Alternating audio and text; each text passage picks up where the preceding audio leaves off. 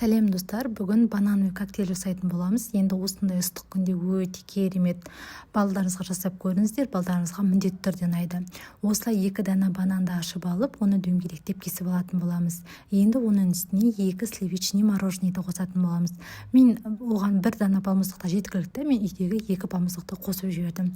Содан кейін оның қосып алғаннан кейін, оның үстіне 1 стакан жарым сүт қосатын боламыз. Сүттің проценті маңызды емес, үйдегі бар сүтті қолдана берсеңіздер болады.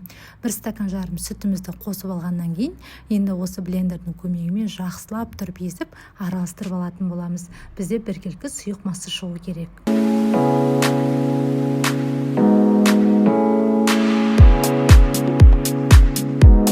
Мен және дәм беру үшін осындай қатырылған 3 дана құлпынайды қосып жібердім. Оны да қосып жібергеннен кейін жақсылап тұрып езіп араластырып аламыз. Біздің банановый коктейліміз дайын. Енді тұзға қойып бірден іше берсеңіз болады. Мен інеме өте қатты ұнады. Дәмі деген енді керемет. Көрдіңіздер, егер ұнаса лайк басып комментарий қалдыруды ұмытпаңыз.